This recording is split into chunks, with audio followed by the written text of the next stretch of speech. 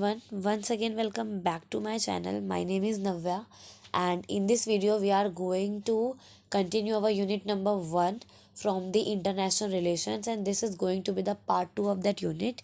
And in this video we will study about the historical background of the international relations.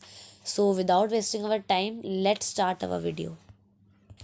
तो guys इससे पहले वाली video में हमने इंट्रोडक्शन देख लिया था कि इंटरनेशनल रिलेशन होते क्या हैं, ये किस तरीके से ग्लोबलाइजेशन से अलग हैं, ये इंटरकनेक्टेडनेस प्रोवाइड करते हैं अलग अलग कंट्रीज़ के बीच में, थॉट्स को, सर्विसेज को, और बहुत सारी टेररिज्म, क्लाइमेट, बहुत सारी चीज़ों पे बात की जाती है। ठीक है, ये हमने इसके कुछ बेनिफिट्स भी देखे थे और कुछ इसकी डार्कर साइड्स भी देखी थी। अब हम आते हैं किस तरीके से इंटरनेशनल रिलेशन एक्चुअल में आया, इसका हिस्टोरिकल बैकग्राउंड एक्चुअल में है क्या। ठीक है, तो let's go to the world war 1 period. अब हमें पता है कि जो वर्ल्ड वॉर 1 था वो 1914 से 19 समझ के चलो 1816 तक हुआ था। ठीक है, ऐसे मान के चलते हैं हम। ठीक है, तो वर्ल्ड वॉर 1 का जो पीरियड था इसके अंदर बहुत ज़्यादा डिस्ट्रक्टिवनेस हो रहा था और एंटी वॉर सेंटीमेंट थे पूरे यूरोप में। ठीक है, तो वर्ल्ड वॉर 1 जब आई तो हुआ, मतलब वर्ल्ड वॉर 1, तो इसके अंदर पूरे पूरे वर्ल्ड के अंदर क्या हुआ, रिलेशंस होते हैं अलग अलग कंट्रीज़ के बीच में, वो एक तरीके से अनस्टेबल हो गए। ठीक है, बहुत ज़्यादा वॉर होता है अलग अलग कंट्रीज़ के बीच में, और ये जो वॉर था ये ट्रॉमा दे देता है अलग अलग कंट्रीज़ को। तो ट्रॉमा और war lead to wide spread desire to prevent conflict. जब इस तरीके से ये ट्रॉमा आता है ना, तो अलग अलग कंट्री के जो लोग हैं वो लोग, उनको, उनके बीच में, उनके मन में एक ऐसी भावना आती है कि भाई ये तो बहुत गलत हो रहा है, ऐसे रिलेशन को कुछ ना कुछ करके तो स्टेबल करना बहुत ज़रूरी है। ठीक है, ऐसे कॉन्फ्लिक्ट्स को हल करना बहुत ज़रूरी है, कॉन्फ्लिक्ट्स को प्रिवेंट करना बहुत ज़रूरी है। सो प्रमोटिंग लीग ऑफ नेशन, तो हमारा लीग ऑफ नेशन बनकर आता है। ठीक है, this is the time when the first time there is a emergence of IR is scene.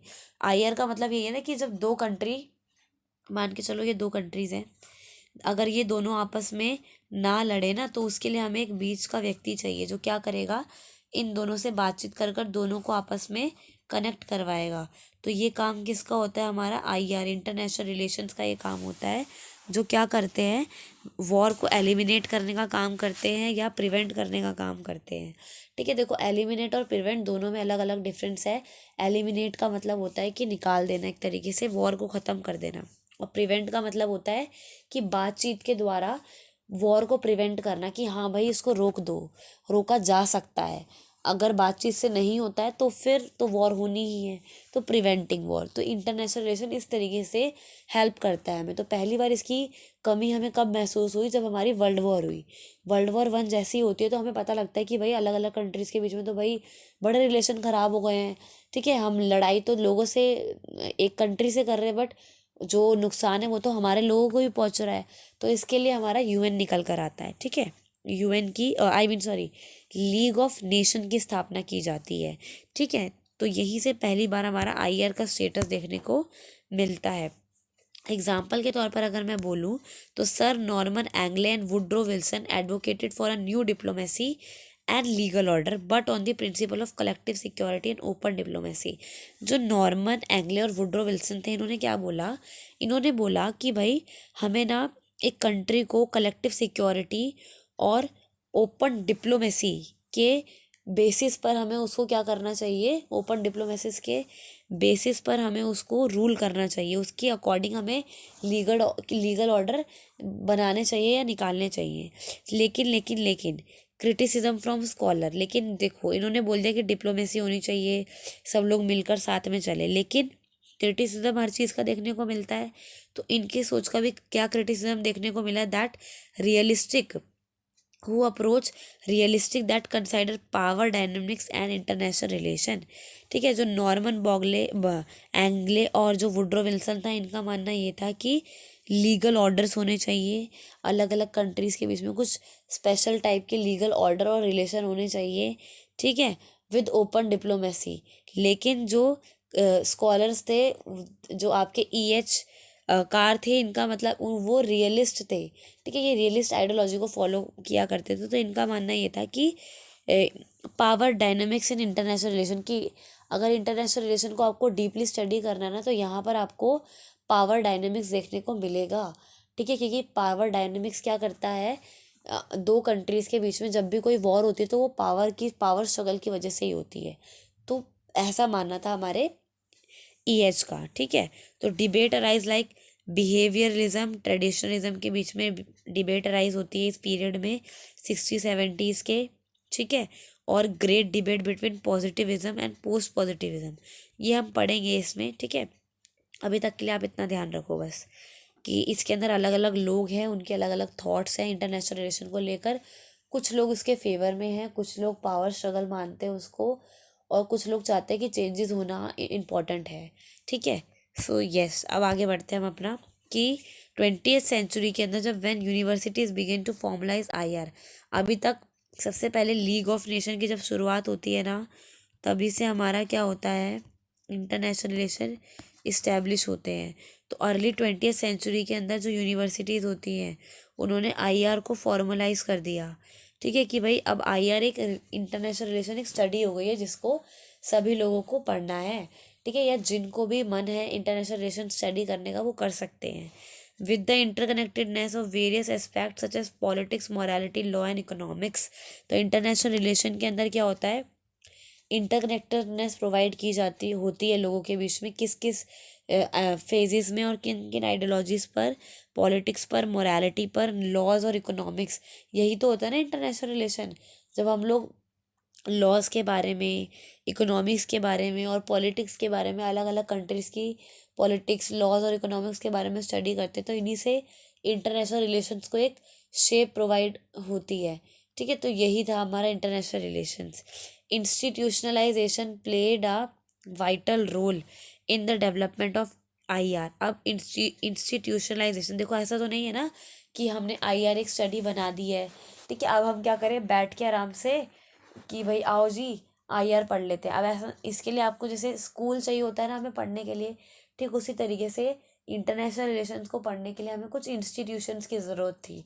तो यहाँ पर इंस्टीट्यूशंस की बात की जाती है, जैसे कि पहली यूनिवर्सिटी ऑफ वॉल्स में इन मतलब इस्टेब्लिश हुई थी, जहाँ पर पहली बार इंटरनेशनल रिलेशंस की स्टडी देखने को हमें मिली है। तो इंटरनेशनल रिलेशन बात करते हैं किसकी, जहाँ पर इंटरनेशनल रिलेशन के अंदर लोगों को स्टडी प्रोवाइड की जाती है, यानी कि काम धंधा उनको प्रोवाइड किया जाता है, उनको उनके थॉट्स के बारे में, पॉलिटिक्स के बारे में, अलग अलग कंट्रीज़ की पॉलिटिक्स के बारे में उनके साथ बातचीत की जाती है और उनको समझाया जाता है कि भाई किस तरीके से ये कंट्री दूसरी कंट्री के साथ पॉलिटिक्स के तौर पर रिलेटेड है। ठीक है, तो ये होता है हमारा इंटरनेशनल रिलेशन। तो इस तरीके से 20th सेंचुरी के अंदर हमें इंटरनेशनल रिलेशन की जो ये आपकी कहते हैं ना हिस्टोरिकल बैकग्राउंड, ये यहाँ से आपका चालू होता है। लीग ऑफ नेशन से पहली बार आया, फिर उसके बाद धीरे धीरे करते करते यूनिवर्सिटीज़ बनती और आईआर को एक फॉर्मल सब्जेक्ट यूनिवर्सिटी का बना दिया जाता है। इसलिए आज के टाइम पे फैलते फैलते ये इंडिया के अंदर भी पहुँच चुका है। इसलिए you are studying in your BA. ठीक है, आई होप आपको क्लियर हो रहा होगा। ठीक है, अब हम आते हैं various tradition of thought that influence the study of IR. अब आईआर का मतलब किसी एक व्यक्ति की बात तो नहीं होती ना आईआर के अंदर। आईआर के अंदर हम लोग अलग अलग थॉट्स को देखते हैं। हर कंट्री का जो व्यक्ति है उसकी आइडियोलॉजी सेम नहीं होती। इंडिया के अंदर जो आइडियोलॉजी है वो सेम आइडियोलॉजी आपको यूएसए की नहीं मिलेगी। कहीं कम्युनिज्म है, कहीं कैपिटलिज्म है, कहीं सोशलिज्म है, कहीं मिक्स इकोनॉमी है। ठीक है, और कहीं कोई अलग टाइप की इकोनॉमी है, कैपिटलिस्ट इकोनॉमी है, कहीं कम्युनिस्ट इकोनॉमी है। तो हर जगह पे इकोनॉमी का भी काफ़ी फ़र्क पड़ता है। सो इंटरनेशनल रिलेशन के अंदर भी जो बेसिक मतलब होती तो देखो बहुत सारी आइडियोलॉजी है, बट अभी मैं इस वाली वीडियो में आपको रियलिज्म, लिबरलिज्म और मार्क्सिज्म के बारे में बताऊंगी। ठीक है, रियलिज्म बेसिकली उन लोगों को बोला जाता है जो क्या कहते हैं, जो पावर पॉलिटिक्स की बात करते हैं एंड अनार्किक इंटरनेशनल सिस्टम। इनका मानना ये होता है रियलिस्ट का कि भाई पावर पॉलिटिक्स की ये बात किया करते हैं कि पॉलिटिक्स है तो पावर भी चाहिए होगी, जहाँ पावर है वहाँ पॉलिटिक्स होगी, ऐसा इनका मानना होता है। एंड अनार्किक इंटरनेशनल सिस्टम, और इनका मानना ये था पूरा कि जो अनार्किक इंटरनेशनल सिस्टम है वो पूरी तरीके से अनार्की है। अनार्की का मतलब जहाँ पे कोई भी एक सेंट्रल अथॉरिटी नहीं है। ठीक है, जहाँ पे कोई भी एक व्यक्ति पूरी कंट्री को, पूरे देश को चलाने के लिए कोई व्यक्ति नहीं है, ऐसा मानते हैं हमारे रियलिज्म वाले। ठीक है, दे आर ना प्रैक्टिकल बीइंग्स है ये रियलिस्ट वाले। फिर आते हैं लिबरलिज्म। लिबरलिज्म आइडियोलॉजी है, ये तो बहुत आसान है। इंडियन सोसाइटी जो है ना वो लिबरल है, यानी कि हम लोग हर चीज़ में कॉपरेट कर लेते हैं कि भाई कोई बात नहीं, चलो ऐसा हो गया कोई बात नहीं। तो हम लोग कॉपरेशन करते हैं ना, कॉपरेटिव सोसाइटी है हमारी। तो जहाँ पर कॉपरेशन आ जाता है, ठीक है, प्रोग्रेस के साथ कॉपरेशन हम करते हैं, तो इसको लिबरलिज्म बोला जाता है। थर्ड आता है हमारा मार्क्सिज्म। मार्क्सिज्म बात करते हैं क्लास कॉन्फ्लिक्ट की और सोशल इकोनॉमिक फैक्टर की। तो मार्क्सिज्म बेसिकली एक ऐसे आइडियोलॉजी है जो कार्ल मार्क्स के उससे रिलेटेड है। इन्होंने ये बोला था कि जो वर्कर्स है, हमारे जो सोसाइटी के वर्कर्स हैं, ठीक है, उन वो कैपिटलिस्ट वर्ल्ड में सोसाइटी के जो वर्कर्स हैं उनके साथ बहुत गलत व्यवहार किया जाता है। इसलिए जितने भी सोसाइटी के वर्कर्स हैं उनको क्या किया जाना चाहिए, सोसाइटी के वर्कर्स को एक अपने लिए एक रेवोल्यूशन लेकर आना चाहिए ताकि कैपिटलिस्ट वर्ल्ड को ओवरथ्रो कर दिया जाए। तो मार्क्सिज्म का बेसिकली ये बात क्या करते थे, क्लास स्ट्रगल की। इनका मानना ये था कि सोसाइटी के अंदर ना ही कैपिटलिज्म हो, ना ही कोई और आईएसएम हो, इज्म हो, ठीक है। इनका मानना ये था कि सोसाइटी ना क्लासलेस होनी चाहिए, जहाँ पे कोई भी क्लास ना हो, ठीक है। तो क्लास कॉन्फ्लिक्ट और सोशल इकोनॉमिक फैक्टर की मार्क्सिज्म बात किया करते हैं। आगे आते हैं, जैसे मैंने आपको बताया था evolution of IR, international relation धीरे धीरे किस तरीके से उभरता है। तो सबसे पहले तो लीग ऑफ नेशन बन के आया था हमारा। जैसे एग्जाम्पल के तौर पर अगर मैं इसकी बात करूँ तो सबसे पहले हमारा हमने पढ़ा था मेसोपोटामिया के अंदर सुमेरियन सिटी स्टेट्स थी, ठीक है। सुमेरियन भाषा वहाँ की पहली भाषा थी, ठीक है। अब ग्रीक सिटी स्टेट्स जो थी उनके साथ ना ये रिलेशन बनाया करते थे कि मतलब अगर कोई भी सामान वगैरह लेकर आना है तो ये ग्रीक सिटी स्टेट से लेकर आया करते थे। और इसलिए पहली बार यहाँ पर एक पीस ट्रीटी साइन होती है वेस्टफालिया के अंदर 1648 के अंदर, ठीक है। अब जब से यहाँ पे ट्रीटी साइन होती है 1648 में, तो जब भी किसी दो कंट्री के बीच में संधियाँ होती है या क्या कहते हैं उसको, ट्रीटी साइन होती है, तो वो क्या बताता है कि भाई हाँ इन दो कंट्रीज के बीच के अंदर कुछ ना कुछ तो इंटरनेशनल रिलेशंस है, ठीक है। तो ग्रीक सिटी स्टेट्स के बीच में या फिर अलग अलग कंट्रीज के बीच में कुछ ट्रीटी साइन होती है। एग्जाम्पल के तौर पर establishment of non interference in each other domestic affairs, ठीक है। अब ये ट्रीटी पॉजिटिव भी हो सकती है और नेगेटिव भी हो सकती है। ये वाली नेगेटिव है देखो, और ये पॉजिटिव है। फॉर एग्जाम्पल जो आपकी ट्रीटी ऑफ यूथेर्ज है इन 1730, इसके अंदर concept of state and sovereignty की बात की गई है कि किस तरीके से एक स्टेट को रूल करना है, ठीक है, और वो स्टेट सॉवरन होनी चाहिए, ऐसा इनका मानना था। उसी तरीके से जैसे सुमेरियन सिटीज़ थी, फिर ग्रीक सिटी स्टेट्स आई, धीरे धीरे अलग अलग और कंट्रीज आई जिनके बीच में ट्रीटी साइन होना चालू हो गई। फिर कॉन्सेप्ट ऑफ स्टेट आया, सॉवरेनिटी आती है, और किस तरीके से इस्टेब्लिशमेंट ऑफ नॉन इंटरफेरेंस। अब धीरे धीरे जब कंट्रीज बढ़ रही हैं, उनके बीच के रिलेशन बढ़ रहे हैं, तो क्या होता है, जो हमारी अदर डोमेस्टिक अफेयर्स होते हैं, यानी कि जो अलग अलग कंट्रीज़ हैं, अब वो लोग ये देखते हैं कि भाई ज़्यादा हमारे जो इंटरनल अफेयर है ना, अब हमने मान लिया कि आपके साथ हमारा अच्छा रिलेशन है, इसका मतलब ये नहीं कि 24 घंटे आप आके हमारे घर में ही बैठे रहोगे। इंटरनेशनल रिलेशंस के अंदर हमें नॉन इंटरफेरेंस भी चाहिए होती है, ठीक है, कि किसी दूसरे जन की प्राइवेसी को भी आपको ध्यान रखना है। तो इंटरनेशनल रिलेशंस के अंदर जो हमारी क्या कहते हैं उसको, non interference in each other domestic affairs, ये भी एक इम्पॉर्टेंट रोल प्ले करता है इंटरनेशनल रिलेशन के एवोल्यूशन के अंदर। तो इस तरीके से धीरे धीरे करके पहले उस टाइप से मेसोपोटामिया, फिर ग्रीक, फिर फैलिया, फिर वेस्ट फैलिया, ठीक है, फिर ऐसी अलग अलग कंट्रीज़ के बीच में ट्रीटी साइन होती गई। जैसे जैसे धीरे धीरे ये ट्रीटी साइन होती है ना, वैसे वैसे अलग अलग कंट्रीज़ के बीच में रिलेशन बन जाते हैं। बस इसी को कहते हैं हम लोग एवोल्यूशन ऑफ आईआर, ठीक है। आई होप क्लियर हुआ होगा आपको। अब सेकंड आता है, देखो अब मैं आपको लीग ऑफ नेशन के बारे में बताने वाली हूँ कि किस तरीके से पहली बार इंडिया के लिए पूरे वर्ल्ड के अंदर इंटरनेशनल रिलेशंस की बात की जाती है कि यस इंटरनेशनल रिलेशन जैसी कुछ चीज़ होती है और ये इम्पॉर्टेंट है किसी भी सोसाइटी या किसी भी स्टेट को चलाने के लिए। फॉर एग्ज़ाम्पल जब हमारी वर्ल्ड वॉर 1 होती है, बहुत ज़्यादा डिस्ट्रक्शन होता है, अलग अलग जो कंट्रीज़ होती है वो बेचारी बड़ी दुखी हो जाती है कि भाई ये क्या हो गया हमारे साथ, हमारे लोग मर गए, हमारे रिसोर्सेज ख़त्म हो गए, ठीक है। तो इसके चलते लीग ऑफ नेशन का जन्म होता है, सारी कंट्रीज़ आपस में साथ में आती हैं, ठीक है, और फिर एक सेंट्रल अथॉरिटी बनती है और उसका नाम होता है league of nation. League of nation का काम होता है कि ये अलग अलग जितनी भी कंट्रीज़ हैं उनके बीच में इनकी खुद की मर्जी होती है कि जिन कंट्रीज़ को लीग ऑफ नेशन को ज्वाइन करना है वो कर सकती हैं, और इसके अंदर वॉर को एलिमिनेट करने की और वॉर को प्रिवेंट करने की बात की जाएगी। फिर हमारा जो लीग ऑफ नेशन है जब ये बनता है वर्ल्ड वॉर 1 में, लेकिन जितनी भी इसने कोशिश तो करी प्रिवेंट करने की war, but at the end जाते जो हमारा जो आपका लीग ऑफ नेशन था ये फेल्ड हो जाता है, क्योंकि वर्ल्ड वॉर 2 हो जाती है।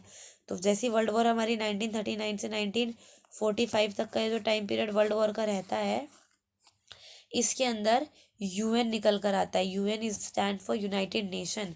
ये एक ऑर्गेनाइजेशन के तौर पर उभरता है और ये become successful as it prevent world war 3, but still critics are there, क्योंकि इसने, और ये आज के टाइम पे भी आपको यूएन देखने को मिलेगा, यूएन यूनाइटेड नेशन आज के टाइम पर भी, और इसने क्या कर दिया है, जो वॉर है उसको प्रिवेंट करने में काफ़ी इम्पोर्टेंट रोल प्ले करा है। तो जो इंटरनेशनल रिलेशन है उसमें किस तरीके से लीग ऑफ नेशन बना और किस तरीके से यूएन बना फॉर प्रिवेंटिंग और एलिमिनेटिंग वॉर्स, तो ये इसके अंदर इस तरीके से हमारा जो इंटरनेशनल रिलेशन था उसका इस्टेब्लिशमेंट धीरे धीरे कर कर हमें देखने को मिलता है।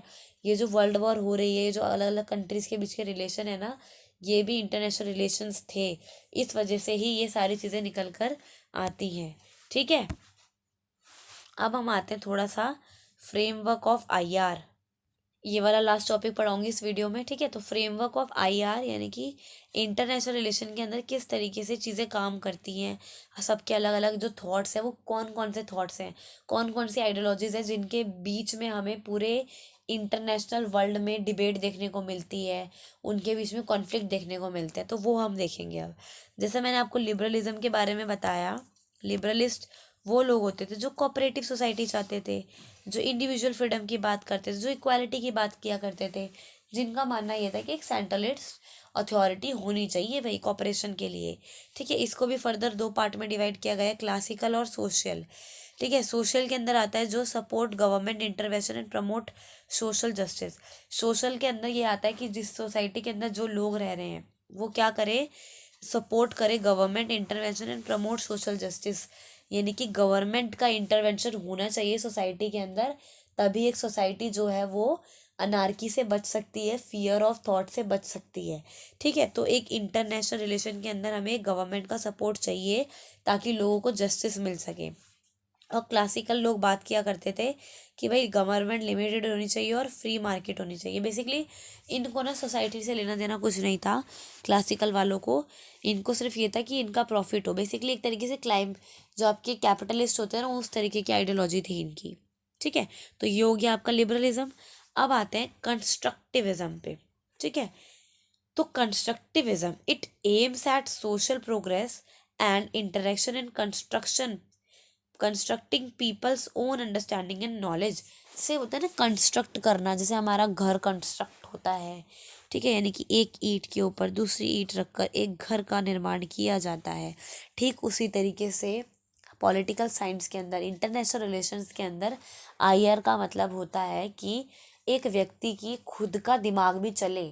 ठीक है, उसके खुद के कुछ थॉट्स होने चाहिए, उसकी खुद नॉलेज होनी चाहिए जो सोशल प्रोग्रेस के अंदर बहुत ही इंपॉर्टेंट रोल प्ले करेगी। इसका मतलब ये नहीं होता है कि एक बार गवर्नमेंट ने कुछ कह दिया कि भाई आपको ये करना है। For example you have to follow odd even system for controlling the pollution level of the Delhi. ठीक है, तो इसके लिए ये थोड़ी ना कि गवर्नमेंट ने बोल दिया बस एक बार और आपने चलो मान भी लिया, बट कुछ अपना दिमाग तो लगाओगे ना कि गवर्नमेंट ने बोला है कि ये ऐसे करके हमें गाड़ी का यूज़ करना है कि एक दिन ऑड और एक दिन इवन करके। तो इसके चलते आप अपना खुद का दिमाग तो कुछ लगाओगे कि भाई कौन ऐसे करेगा ऑड इवन, एक दिन गाड़ी लेके जाए एक दिन नहीं लेके जाए, ऐसा कैसे चलेगा। तो इसके लिए आप कुछ लोगों ने तो नई गाड़ी खरीद ली जो रिच लोग थे, लेकिन जो पुअर थे उनको अकल आई और उन्होंने क्या करा, जो हमारे जो लोकल ट्रांसपोर्ट होते हैं उनका इस्तेमाल करा। ठीक है, या फिर एक ही गाड़ी में 5-5 6-6 लोग सेम डिस्टेंस को जहाँ जा रहे हैं तो वो एक दूसरे के साथ चले जाया करते थे। तो इस तरीके से इंटरनेशनल रिलेशन में आप अपनी खुद की बुद्धि भी तो लगा रहे हो, तभी तो आपका प्रोग्रेस हो रहा है। तो ये होता है कंस्ट्रक्ट करना, लोगों की नॉलेज को बढ़ाना, ताकि वो उनको सोसाइटी की, उनको पॉलिटिक्स की एक बेटर अंडरस्टैंडिंग हो पाए, एक अच्छा थॉट उनका बन पाए। तो ये होता है कंस्ट्रक्टिविज्म।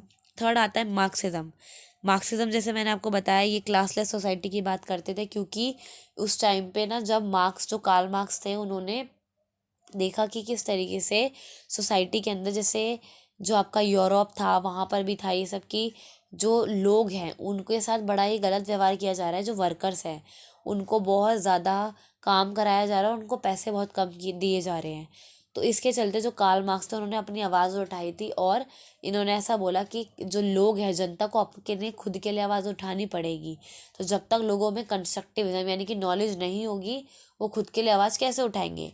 तो लोगों ने खुद के लिए आवाज़ कैसे उठाई, जब जो लोग थे उनको सोसाइटी के बारे में पता था, उन्हें नॉलेज थी, उन्हें क्लासलेस सोसाइटी के बारे में पता था, उन्हें पता था कि किस तरीके से जो कैपिटलिस्ट और कम्युनिस्ट है इन आइडियोलॉजीज से हमें दूर रहना है, ठीक है, किस तरीके से खुद के लिए काम करना है। तो ये थे हमारे मार्क्सिज्म के थॉट। ठीक है, तो ये था आपका पूरा फ्रेमवर्क ऑफ आईआर। अभी आगे और भी आपका, इसके बाद वाली जो नेक्स्ट स्लाइड है देखो, ये वाली एंड ऑफ कोल्ड वॉर और न्यू रियलिस्ट के बारे में, ये वाला टॉपिक, और इसके बाद आपका different level in the IR, ये हम नेक्स्ट वीडियो में करेंगे। ठीक है, तो तब तक के लिए स्टे ट्यून्ड, और आज की वीडियो हम यहीं एंड करते हैं। पार्ट 3 इसका नेक्स्ट यूनिट में आएगा, नेक्स्ट पार्ट में आएगा। सो तब तक के लिए stay tuned and thanks for watching.